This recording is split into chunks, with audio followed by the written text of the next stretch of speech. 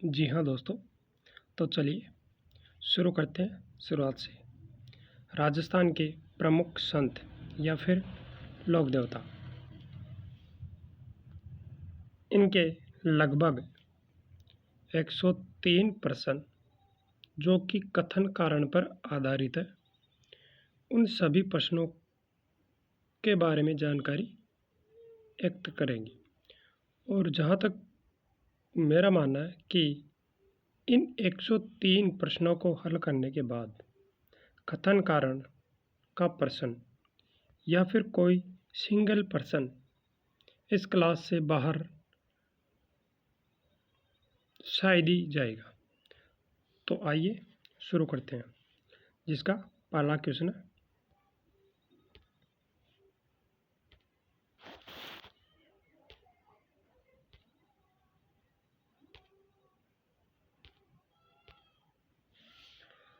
संत धन्ना को राजस्थान में धार्मिक आंदोलन, जिसे भक्ति आंदोलन भी कहते हैं, का श्री गणेश कन्या का श्रेय दिया जाता है।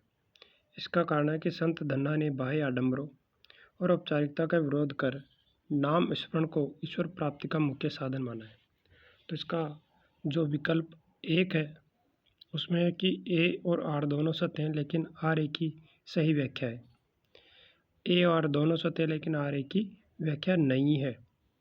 ए सत्य है लेकिन आर गलत है। ए असत्य है लेकिन आर सत्य है। तो यहाँ पर दोनों कथन भी सही है और कारण भी सही है और इसकी व्याख्या भी करता है, इसीलिए तो इसे भक्ति आंदोलन का जनक कहा जाता है। तो आइए हम इसकी व्याख्या देख लेते हैं।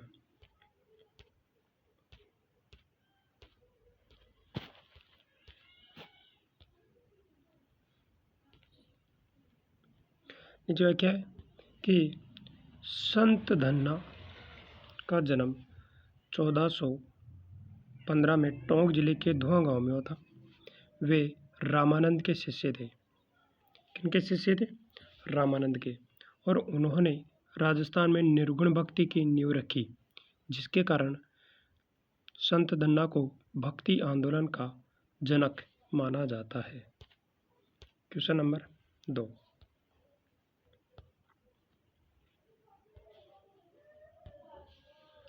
चित्तौड़गढ़ के बस्सी गांव में किरादियों का पुश्तैनी व्यवसाय कावड़ बनाना है।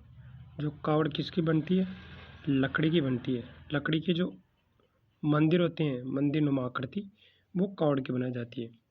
कावड़ एक मंदिर के आकार की लकड़ी की कलाकृति है। जी हाँ, इसके कपाट, जो खिड़कियाँ दरवाजे होते हैं, उनको पौराणिक गाथाओं का चित्रण होता है। तो दोनों कथन सही है। इसका राइट आंसर होगा ए ऑप्शन।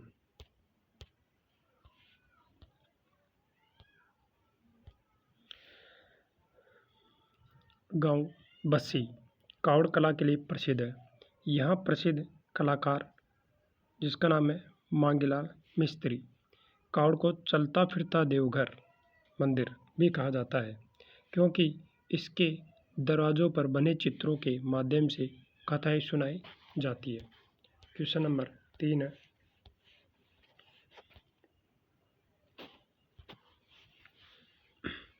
भीलवाड़ा का साफरा क्षेत्र चित्रण के लिए विश्व प्रसिद्ध है।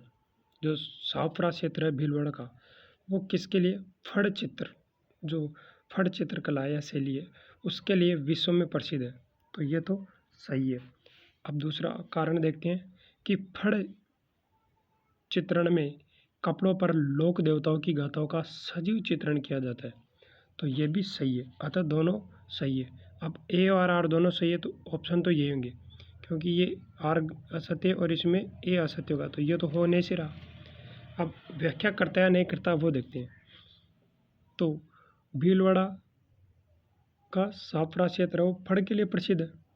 क्या इसका कारण है कि फड़ चित्रण कपड़ों पर लोक देवताओं का, राजाओं का सजीव किया जाता है, इसीलिए तो प्रसिद्ध है ना। तो इसकी व्याख्या देखते हैं कि साफरा के श्रीलाल जोशी है। साफरा के कौन है? श्रीलाल जोशी, जो कि फड़ कला के लिए प्रसिद्ध है।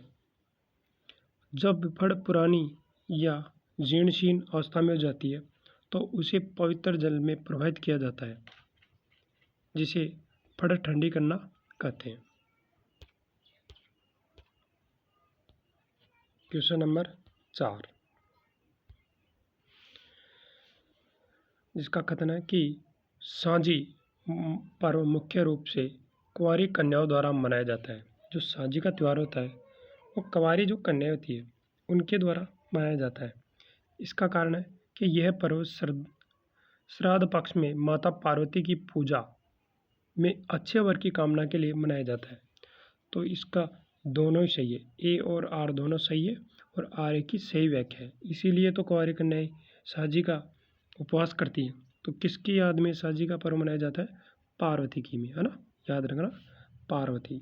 साँझी किसके लिए प्रसिद्ध है? पार्वती के लिए।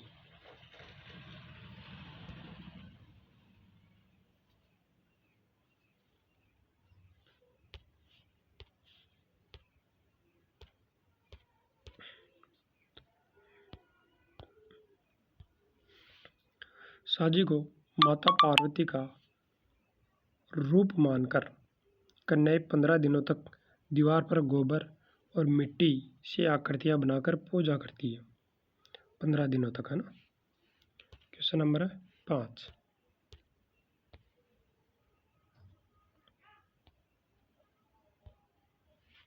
मीराबाई को राजस्थान की राधा कहा जाता है। सही है, तो मीराबाई राजस्थान की राधा कहा जाता है। इसका कारण है कि मीराबाई ने सगुण भक्ति धारा के अंतर्गत श्री कृष्ण को अपना पति मानकर उसकी आराधना की या पूजा की। तो दोनों कथन सही है, कथन भी सही है और कारण भी सही है। अब व्याख्या करता है कि तो मीराबाई है वो सगुण धारा की कृष्ण को अपना पति मानकर आराधना करती है, कृष्ण की पूजा करती है। क्या इसलिए मीराबाई को राजस्थान की राधा कहा जाता है? तो सही है, क्योंकि जो राधा थी वो उसका पति था कृष्ण, तो वो भी उनसे अत्यधिक प्रेम करती थी ना, तो मीराबाई भी कृष्ण से अत्यधिक प्रेम करती है। इसी वजह से मीराबाई को राजस्थान की राधा कहा जाता है। तो दोनों कथन सत्य है और व्याख्या भी करता है। तो A option is the right answer. Mirabai का जन्म, देखो जन्म का जो क्वेश्चन था वो बहुत बार एग्जाम में पूछा गया है कि मीराबाई का जन्म कहाँ पर हुआ। तो कहाँ पर हुआ था मीराबाई का जन्म? कुड़की गांव। कुड़की गांव कहाँ पर है? पाली में। मीराबाई का जन्म कहाँ पर हुआ था? कुड़की गांव, पाली में इनका जन्म हुआ था।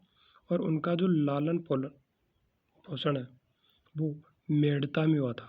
जन्म कहाँ पर हुआ था? कुड़की गांव, पाली में, और इनका पालन पोषण मेड़ता में हुआ था। उनकी भक्ति माधुरी भाव की थी, जिसके कारण उन्हें यह उपाधि दी थी। कौन सी उपाधि? राजस्थान की राधा। क्वेश्चन नंबर 6, जाम्बोजी को पर्यावरण वैज्ञानिक संत कहा जाता है। जाम्बोजी ने अपने 29 नियमों में वृक्षों की रक्षा और वन्य जीव संरक्षण पर विशेष बल दिया था। क्या इस वजह से जाम्बोजी को पर्यावरण का संत या वैज्ञानिक कहा जाता है? तो दोनों कथन सत्य हैं और आर ए की व्याख्या भी करता है। तो ए राइट आंसर। इसकी व्याख्या देख लेते हैं। संत जाम्बोजी ने विश्नोई संत की स्थापना की थी। उनके नियमों के कारण ही विश्नोई समाज आज भी खेजड़ी और काले हिरण के संरक्षण के लिए दुनिया भर में प्रसिद्ध है। क्वेश्चन नंबर 7, जसनाती संप्रदाय के अनुयायियों द्वारा अग्नि नृत्य किया जाता है। तो पहला क्वेश्चन तो ये है कि जो फायर डांस है,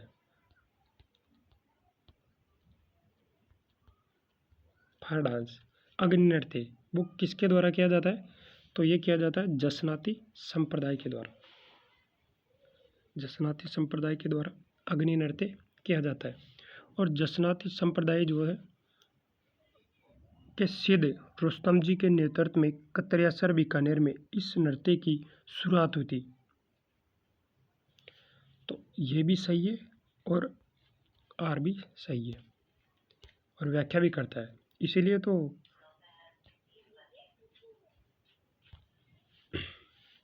जसनाती जो सिद्ध वो धधकते अंगारों पर फतेह फतेह का उद्घोष करते हैं। किसका करते हैं? फतेह फतेह का उद्घोष करते हुए अग्नि पर नृत्य करते हैं और उन अंगारों के साथ खेलना और मदिरा फोड़ना जैसी क्रियाएं भी करते हैं। Question number 8। जी हाँ दोस्तों, हम लगभग 103 प्रश्न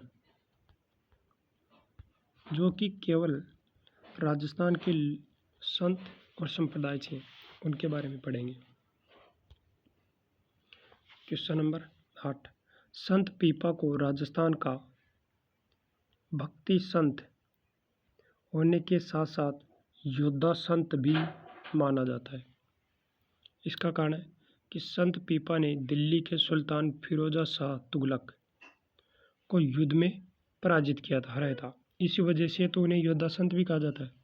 तो ए और आर दोनों सत्य हैं और आर ए की सही व्याख्या है। तो संत पीपा के समकालीन थे फिरोज शाह तुगलक, जो कि दिल्ली के शासक थे। संत पीपा ने फिरोज शाह तुगलक को युद्ध में हराया था।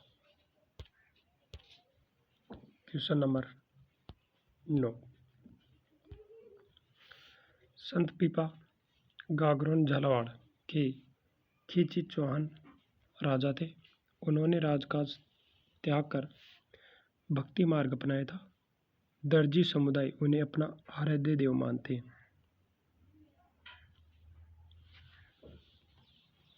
किसको? संत पीपा किनके आराध्य देव है? दर्जी समुदाय के।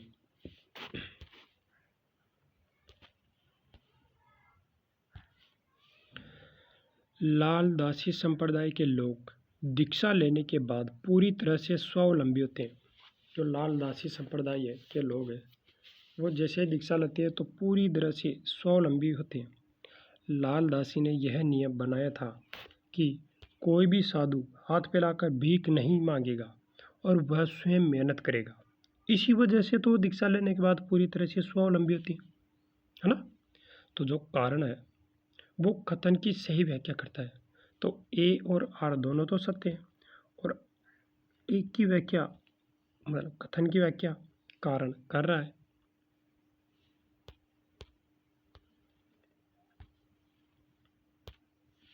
संत लालदास जी को जन्म मेवात क्षेत्र, जो कि अलवर के आसपास का क्षेत्र है, वहाँ पर आता। तो लालदास जी किस क्षेत्र से संबंधित है? डायरेक्ट प्रश्न आता है। तो किससे संबंधित है? मेवात से। और संत संप्रदाय सादगी और मेहनत पर जोर देता है। कौन सा? लाल दासी संप्रदाय।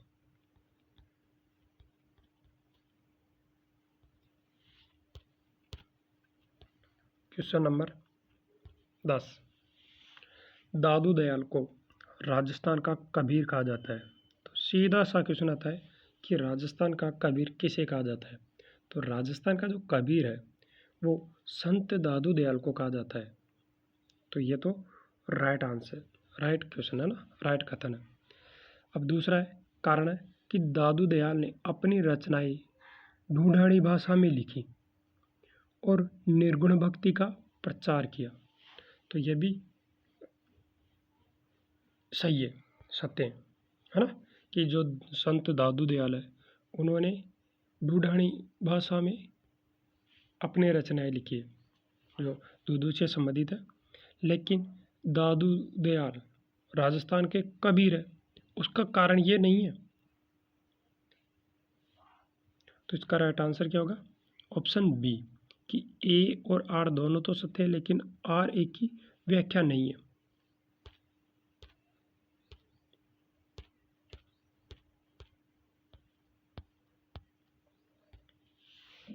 दोनों बातें सत्य हैं लेकिन राजस्थान का कबीर दादू दयाल है वो इसलिए है क्योंकि उनके विचार, दर्शन और जो उपदेश है वो कबीर की तरह है, निर्गुण उपासना और सामाजिक सुधारों पर आधारित थे, न कि ढूंढानी भाषा के कारण है। इस वजह से उन्हें राजस्थान का कबीर तो कहते हैं, लेकिन उसका कारण वो नहीं है कि वो अपनी रचनाएं ढूंढानी भाषा में करते थे। वो इसलिए क्योंकि उनके जो विचार थे, उपदेश थे, दर्शन थे, वो कबीर की तरह के थे। तो भाषा से यहाँ पर कोई मतलब नहीं है, इस वजह से वो इसका कारण नहीं होगा, है ना।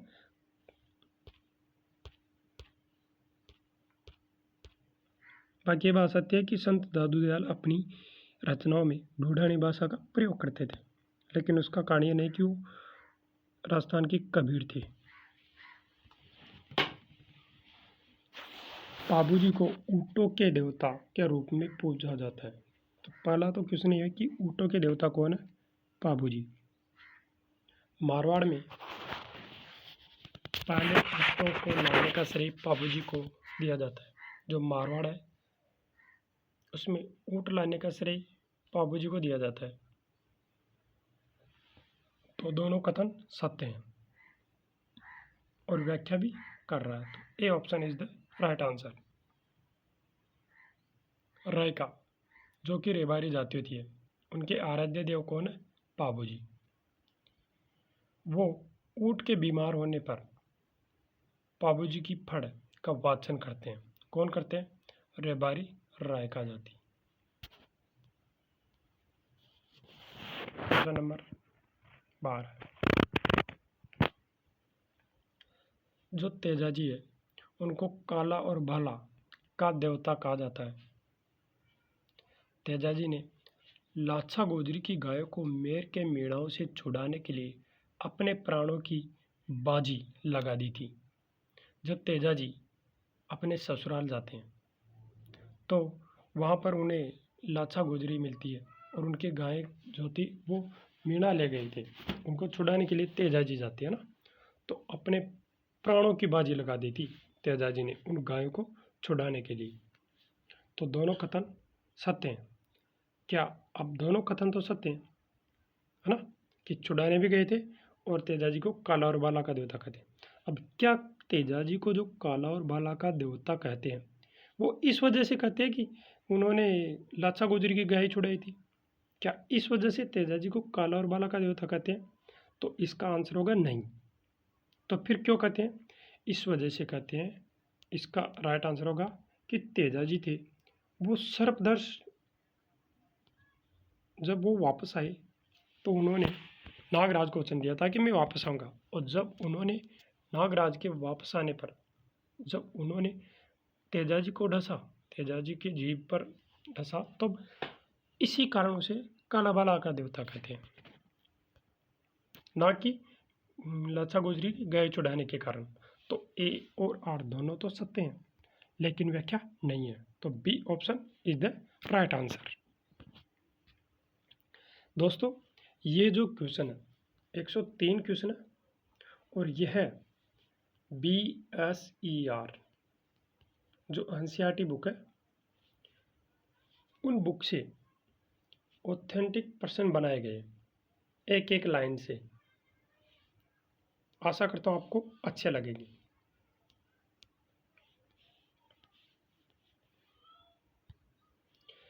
दोनों कथन सत्य हैं, लेकिन काला और बाला का अर्थ है, काला का अर्थ क्या है? सांप, और बाला का अर्थ है नारू रोग से मुक्ति देने वाला देवता।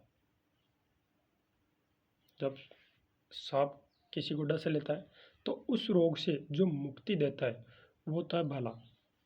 जबकि कारण में जो अभी प्रश्न आया था उस कारण में गाय की रक्षा का उल्लेख कि तेजाजी जो लाछा गुजरी थी उनकी गाय छुड़ाने गया था। तो दोनों अलग अलग विशेषता है। Question number 13। दोस्तों यदि आपको वीडियो या ये प्रश्न समझ में भी आ रहे हैं तो कमेंट बॉक्स में अपना उत्तर जरूर दें, और अगली बार आपको किस टॉपिक पर कथन कारण के या फिर जो प्रश्न होते हैं क्रम के अनुसार जमाने वाले वो चाहिए। और हम जहाँ तक मेरा मानना है और मैं पूरी कोशिश करूँगा कि प्रत्येक चैप्टर के कम से कम 100 क्वेश्चन कथन कारण से संबंधित हम डिस्कस करेंगे। तो प्ले लिस्ट हम एक एक की प्ले लिस्ट बना देंगे, तो वहाँ पर आप जाके सभी टॉपिक की कथन कारण के या फिर कालक्रम के अनुसार जो प्रश्न होंगे वो आप सभी देख या पढ़ सकते हैं। क्वेश्चन नंबर 13, रामदेव जी को सांप्रदायिक सद्भाव का प्रतीक माना जाता है। रामदेव जी के मेले में हिंदू और मुसलमान दोनों समान श्रद्धा से भाग लेते हैं। इसी वजह से तो सांप्रदायिक सद्भावना का प्रतीक माना जाता है। तो दोनों कथन सत्य हैं और सही व्याख्या भी करता है। रामदेव जी ने कामड़िया पंथ की स्थापना की थी। किस पंथ की? कामड़िया पंथ की। और मुस्लिम समुदाय उन्हें रामसा पीर के नाम से जानते हैं या पूजते हैं। तो रामदेव जी को जो मुस्लिम है वो किस नाम से पूजते हैं? रामसा पीर। सद्भावना, सांप्रदायिक सद्भावना के प्रतीक कौन है? बाबा रामदेव जी। अब आपको कमेंट बॉक्स में बताना है कि बाबा रामदेव जी की पत्नी का नाम क्या था। क्वेश्चन नंबर 14, मोलेला गांव राजसमंद टेराकोटा कला के लिए प्रसिद्ध है। सही है। यहाँ के कुम्हार जो है वो मिट्टी से देवी देवताओं की मूर्तियाँ और सजावटी वस्तुएं बनाकर उन्हें आग में पकाते हैं। कहाँ के? टेराकोटा राजसमंद की। तो दोनों कथन सत्य हैं और व्याख्या भी करता है। तो A option is the right answer. A और आर दोनों सत्य हैं और आर जो है, आर का मतलब है द रीजन, कारण। एक अर्थ है कथन की सही व्याख्या है।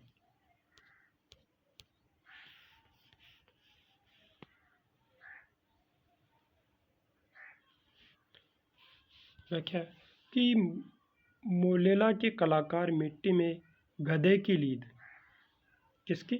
गधे की लीद मिलाकर मजबूत मूर्तियां बनाते हैं। और इसके लिए एक प्रसिद्ध कलाकार है जिनका नाम है मोहन लाल कुम्हार। से मैं याद रखना, मोलेला मोहन। क्वेश्चन नंबर 15,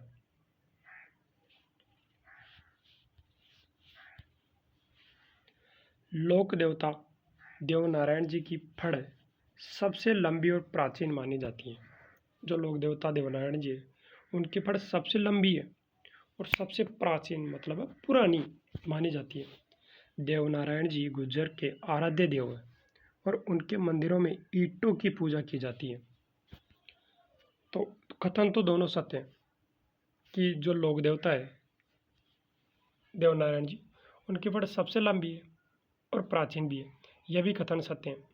और देवनारायण जी की गुर्जर जो जाति है वो अपना आराध्य देव मानती है, लेकिन इसका कारण ये नहीं है ना कि इस वजह से वो लंबी है या प्राचीन है।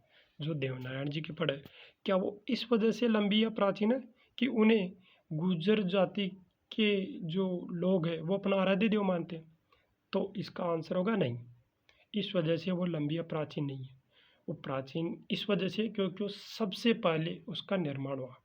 ठीक है। तो ए और आर दोनों सत्य हैं लेकिन आर ए की व्याख्या नहीं है। और मुझे उम्मीद है कि ये जो प्रश्न है वो आपको डायरेक्ट समझ में नहीं आएंगे जब तक आपका जो टॉपिक है, कंसेप्ट है वो क्लियर नहीं होता। तो जब भी आप कथन कारण के प्रश्न या आगे की सीरीज के प्रश्न आप हल करें, दोहराए, उससे पहले अपने कंसेप्ट को पूरी तरह से पढ़कर फिर आए और अपना जो आंसर है वो अपने मन में सोचकर फिर आगे के आंसर देखें।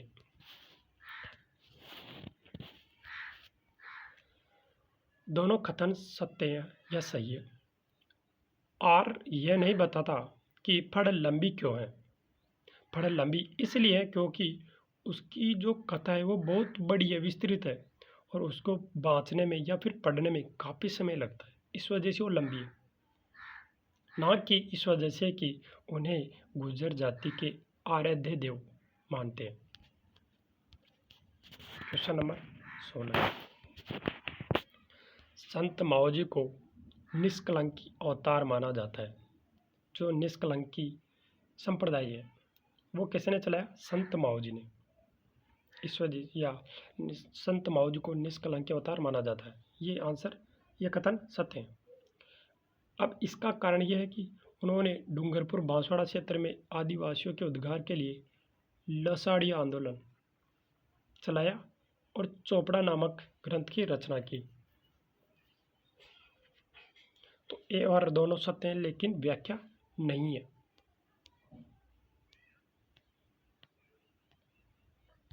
संत माओजी जो है वो बेणेश्वर धाम डूंगरपुर की स्थापना की। उनके द्वारा रचित चोपड़ा केवल दीपावली के दिन ही बाहर निकाले जाते हैं। Very very important. चोपड़ा किसकी रचना है? संत माओजी की। कब बाहर निकाले जाते हैं? दीपावली के दिन। केवल दीपावली त्यौहार के दिन संत माओजी के चोपड़े बाहर निकाले जाते हैं। और कहाँ पर स्थापना की थी? बेणेश्वर धाम। और बेणेश्वर धाम कहाँ पर? डूंगरपुर में, जिनमें भविष्यवाणियां संकलित है।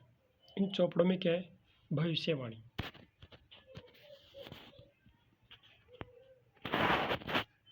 Question number 17।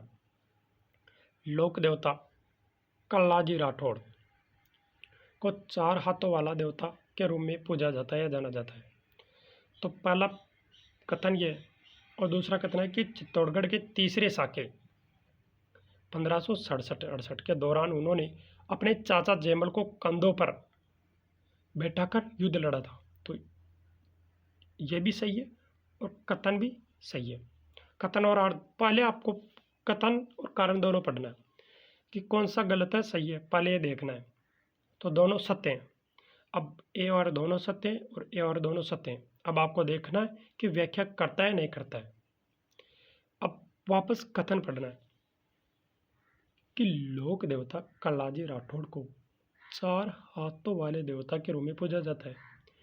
अब वो इसलिए वजह से पूजा जाता है कि उन्होंने अपने चाचा जयमल को कंधों पर बैठाकर युद्ध लड़ा था। तो जी हाँ, कल्लाजी राठौड़ को 4 हाथों का देवता इसलिए कहा जाता है क्योंकि उन्होंने अपने चाचा जो थे जयमल, उनको कंधों पर बैठाकर युद्ध किया था। तो 2 हाथ जयमल के और 2 हाथ कल्लाजी के, 2 और 2 मिलाकर कितने होते हैं? 4। तो इस वजह से इन्हें 4 हाथों वाला देवता कहा जाता है। और ये चित्तौड़गढ़ में युद्ध लड़े थे, चित्तौड़गढ़ के युद्ध में। इसकी व्याख्या देखते हैं। अकबर के विरुद्ध युद्ध करते समय जब जयमल घायल हो गई तो कल्लाजी ने उन्हें अपने कंधों पर बिठा लिया, जिससे वे युद्ध में 4 हाथों से लड़ते हुए दिखाई दिए। Question number 18।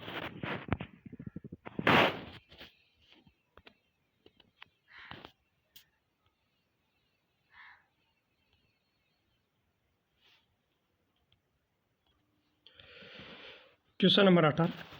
संत सुंदरदास जी को नागा साधु संप्रदाय का प्रवर्तक माना जाता है। जो संत सुंदरदास है उनको नागा साधु संप्रदाय का प्रवर्तक माना जाता है। तो ये कथन सत्य है। सुंदरदास जी को दादू दयाल के प्रमुख शिष्यों में से एक थे और उन्होंने ज्ञान समुद्र जैसे ग्रंथों की रचना की थी। ज्ञान समुद्र जो ग्रंथ है वो किनका है? सुंदरदास का। और सुंदरदास किसके शिष्य थे? दादू दयाल के प्रमुख शिष्य थे, है ना, याद रखना, दादू दयाल का शिष्य थे सुंदरदास। तो कथन दोनों सत्य हैं, लेकिन सुंदरदास नागा साधु का प्रवर्तक है। इसका कारण ये नहीं है कि उन्होंने ज्ञान समुद्र की रचना की, है ना। तो इसका राइट आंसर होगा कि दोनों कथन सत्य, लेकिन आर जो है वो एक की व्याख्या नहीं है। B option is the right answer. आगे क्वेश्चन नंबर 19। उससे पहले इसकी व्याख्या देख लेते हैं कि सुंदरदास जी दादू पंथ के सबसे विद्वान संत थे। उन्होंने नागा शाखा की नींव रखी, लेकिन उनका विद्वतापूर्ण साहित्य और दर्शन उनके नागा संप्रदाय के प्रवर्तक होने का मुख्य कारण नहीं है, बल्कि उनकी संगठनात्मक कार्यशैली थी। Question number 19। मथेरण कला बीकानेर की एक धार्मिक लोक कला है। तो सबसे पहले तो ये है कि मथेरन जो कला है वो कहाँ की है? बीकानेर की। कैसी कला है? धार्मिक। ये धार्मिक नहीं पूछता ना, डायरेक्ट आता है कि मथेरन कला कहाँ की प्रसिद्ध है, तो कहाँ की है? बीकानेर की। इसका कारण है कि इसमें जैन मंदिरों और हवेलियों की दीवारों पर देवी देवताओं के चित्र गीली मिट्टी या फिर चूने पर उकेरे जाते हैं। जी हाँ, जो मथेरन कला होती है उस पर मिट्टी के जो गीली मिट्टी होती है उससे देवी देवताओं के चित्र बनाए जाते हैं। तो दोनों कथन सत्य हैं और आर जो है की व्याख्या भी करता है। तो A option is right answer. प्रश्न 20।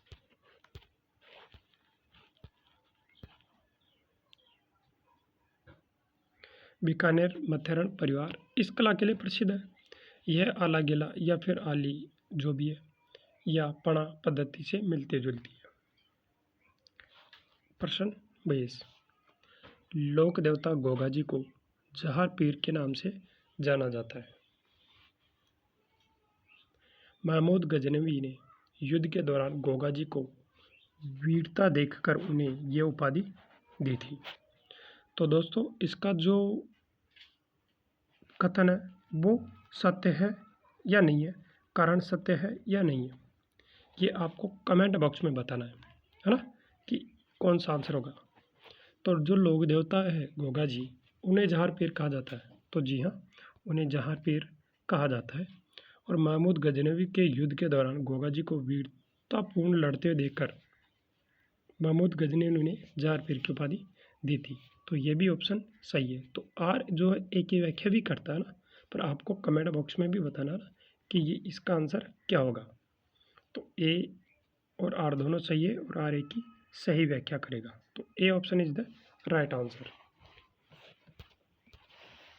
Question number 21।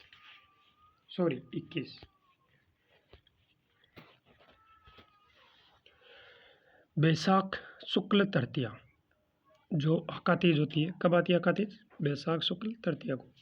राजस्थान में अबूजी सावा के रूप में प्रसिद्ध है। राजस्थान में जो अबूजी सावा है वो बैसाख शुक्ल तृतीया हका तीज को आता है।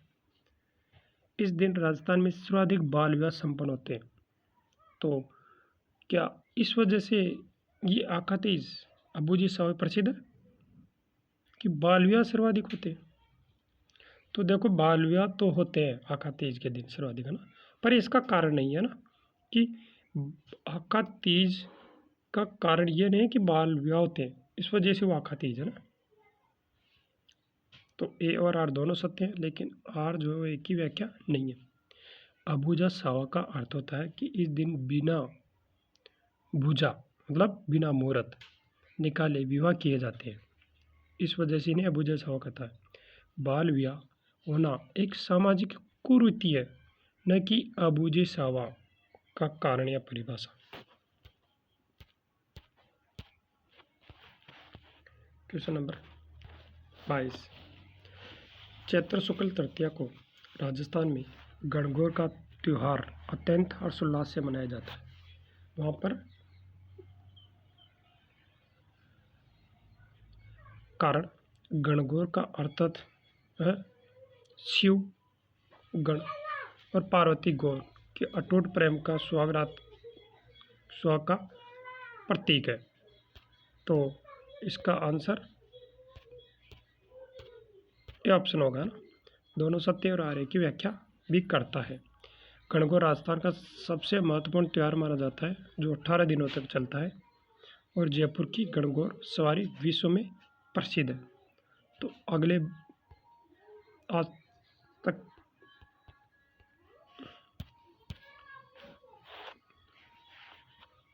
जी हाँ दोस्तों, अभी के लिए हम 22 प्रश्नों का अध्ययन करेंगे। आज के 22 प्रश्न, अगला जो वीडियो आ गया उनमें हम सभी 103 प्रश्नों के बारे में विस्तार से अध्ययन करेंगे। देख लो हमने 103 प्रश्न दिए। 23 नंबर, 24, 45 आ गया, 52, 60 आ गया, 63, 68, 71, 77, 86, 86, 91, 94, 97, 100, 101, 103। हम 103 तक प्रश्नों का अध्ययन करेंगे। ओके दोस्तों, धन्यवाद।